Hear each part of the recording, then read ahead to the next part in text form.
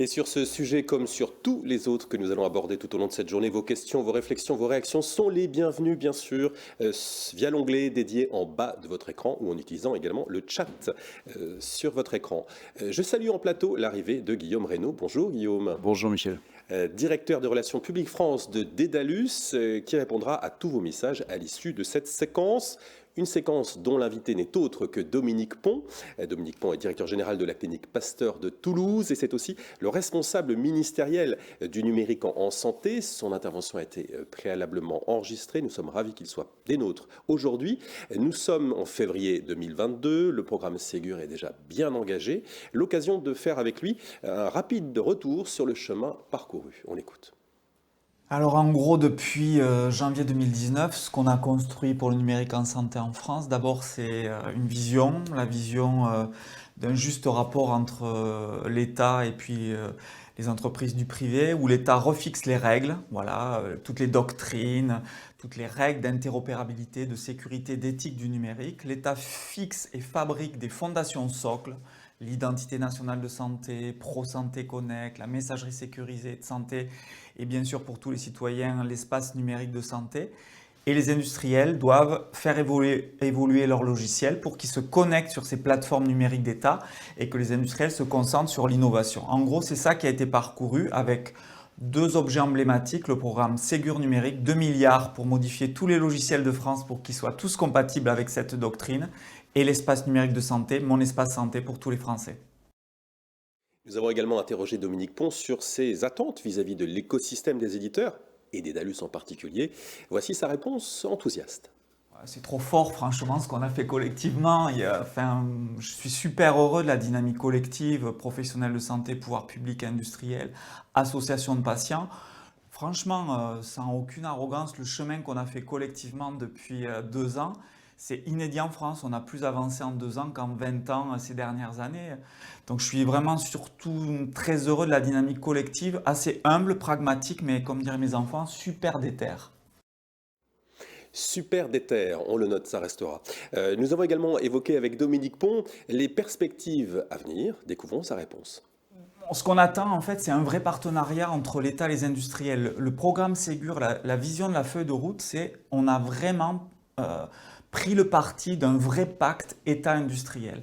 Une sorte de confiance pour avancer main dans la main. L'État finance, l'État labellise, mais c'est aux industriels de jouer le jeu de la mise à niveau de leur logiciel, de la mise aux normes, mais aussi de la création de valeur, de la création d'innovation. Ce n'est pas l'État qui va faire l'innovation. L'État fixe les fondations. À vous de mettre aux normes et à vous de créer de l'innovation sur vos outils numériques, que ce soit pour les patients ou pour les citoyens.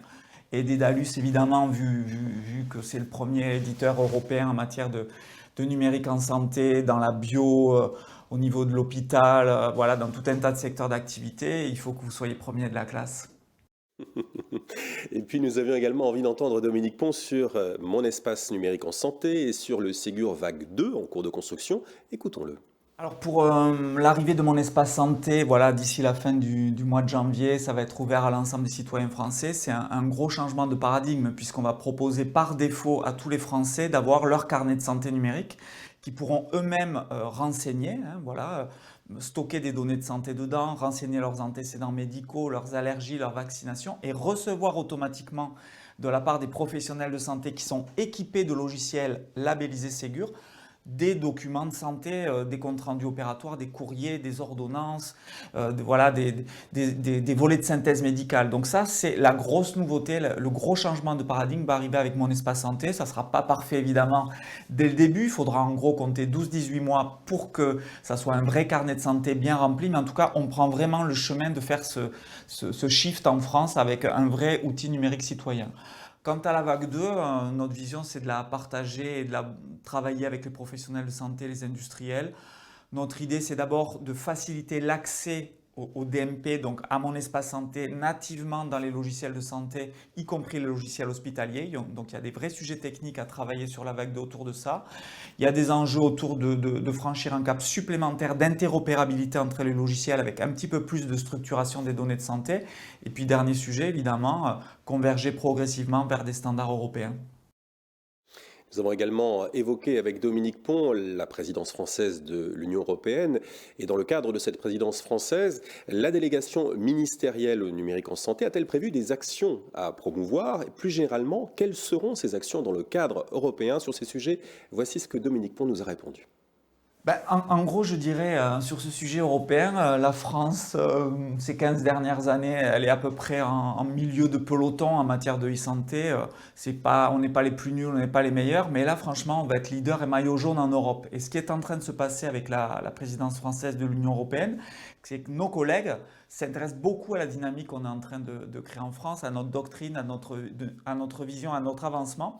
Et en gros, on est en train d'essayer de converger pour avoir le même type de dynamique dans tous les pays européens. Nous, ce qu'on a envie de porter pendant ces 6 mois, c'est accélérer encore les standards d'interopérabilité.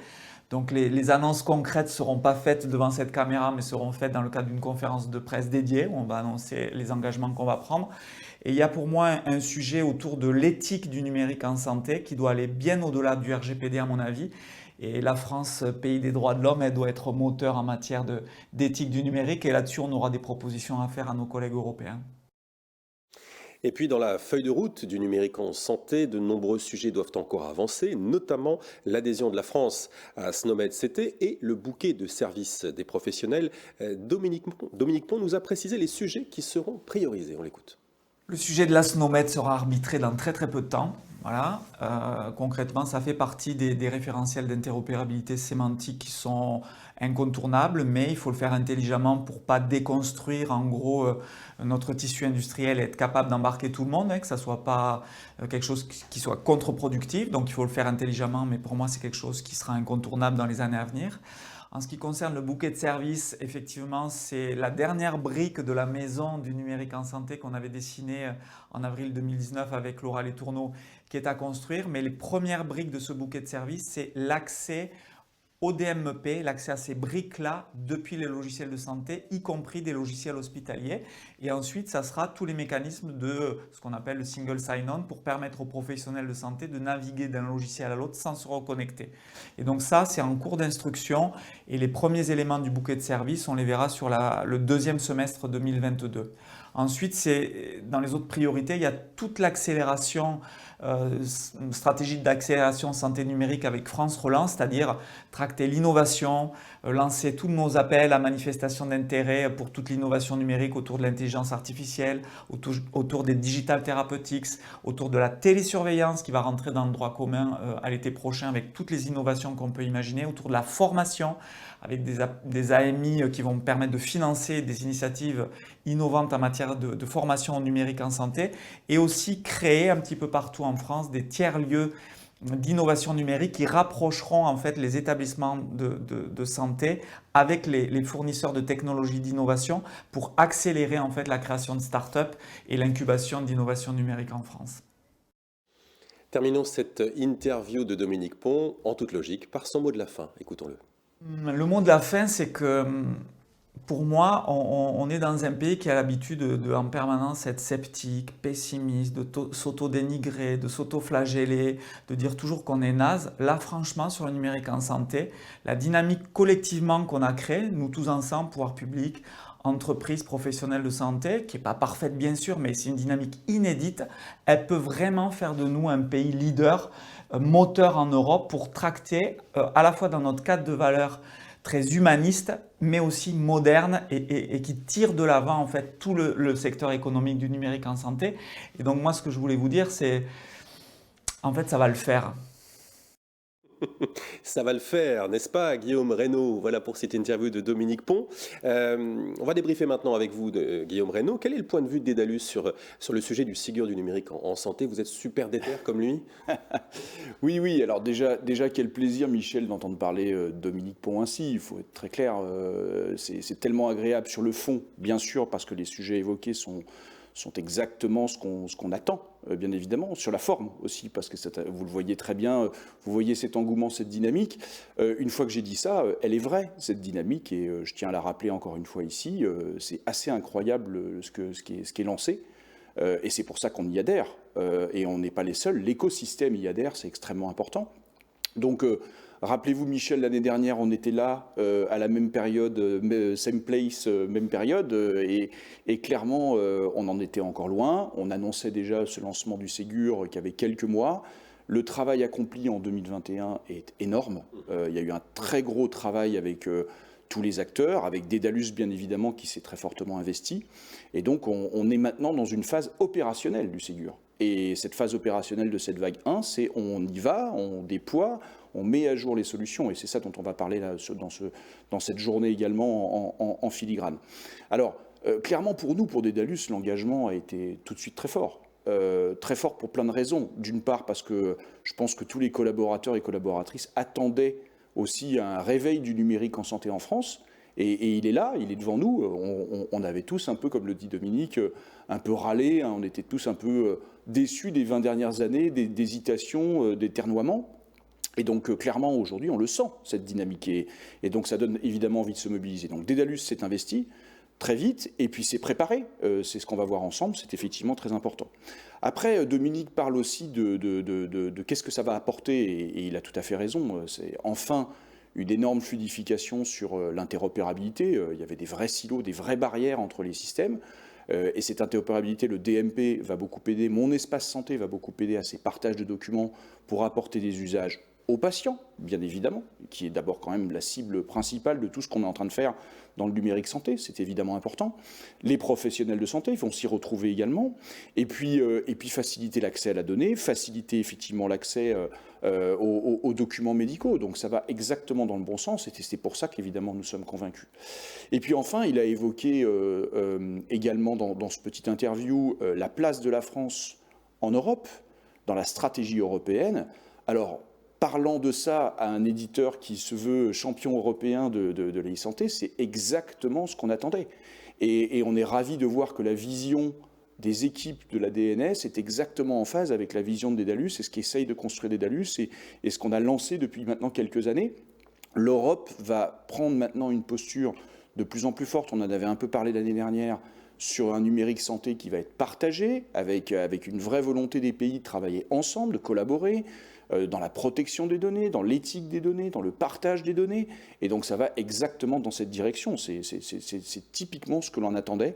Donc on est ravis de toutes ces nouvelles et toutes ces annonces. Alors une petite précision, l'interview, vous l'avez vu il y a quelques jours, et notamment Dominique parlait du SNOMED CT, qui était en concertation. Donc l'annonce est tombée. L'annonce est tombée, je tiens juste à faire ce petit update. Le SNOMED CT semble avoir été validé. Il est validé donc nationalement, et c'est une très bonne nouvelle. Dédalus l'attendait très fortement, comme beaucoup d'autres acteurs, donc c'est parfait. Soyons concrets maintenant, comment ce Ségur du numérique en santé va s'organiser, ou s'organise déjà chez Dédalus ?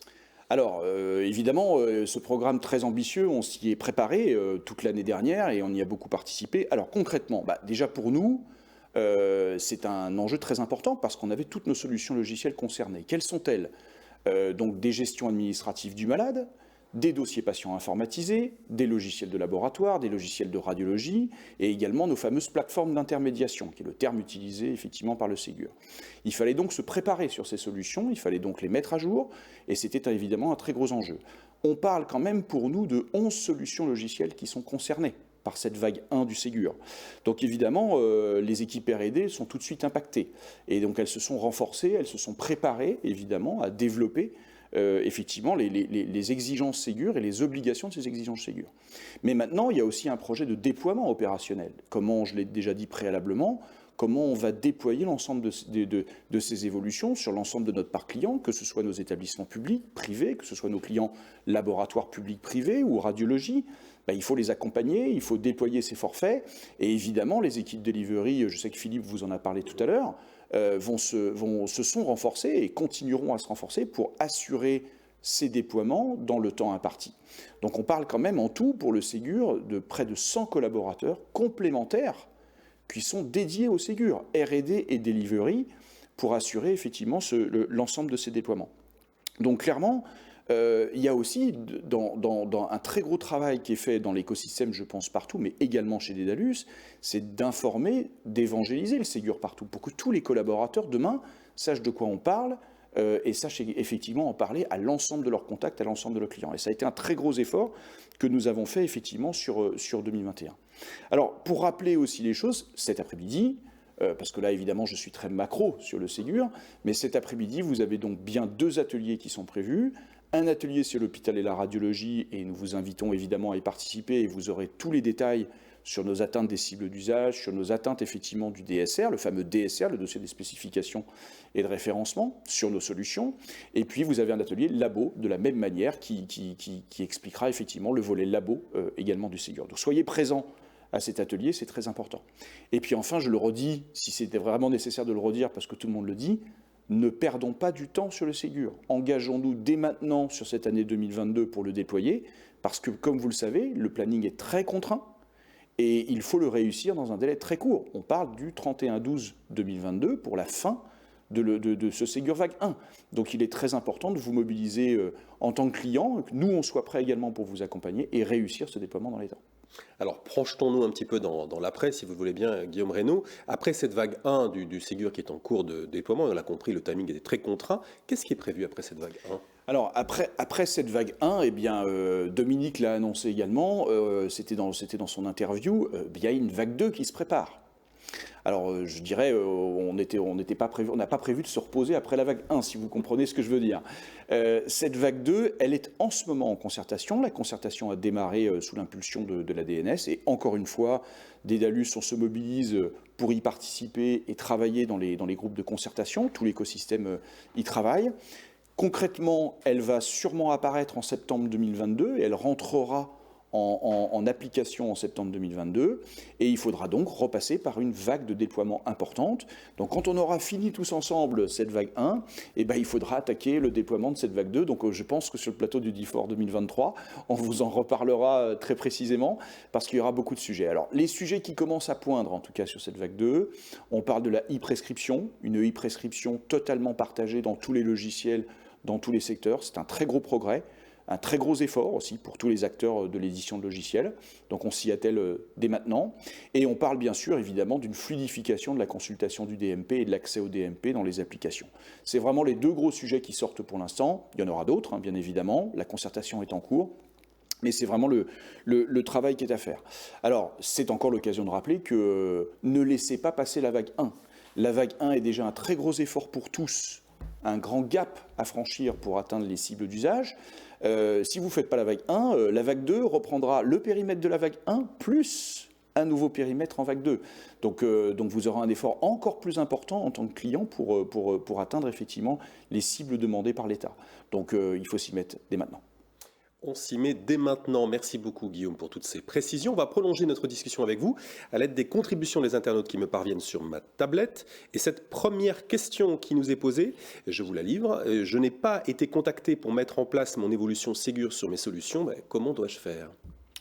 Alors, c'est assez simple. Donc déjà, je rappelle le programme en un mot. Je profite de cette question pour rappeler le programme. Vous avez évidemment ce qu'on appelle le forfait SONES, qui est un forfait à l'usage, qui était fléché effectivement pour nos clients. Et ça, ce sont les ARS qui vous répondront, les agences régionales de santé, qui sont maintenant bien en charge de ces sujets et qui pourront vous répondre. Et vous devez vérifier, évidemment, si vous avez déjà positionné votre dossier sur une vague, sur une fenêtre, pour être exact, la vague 1, mais sur une fenêtre.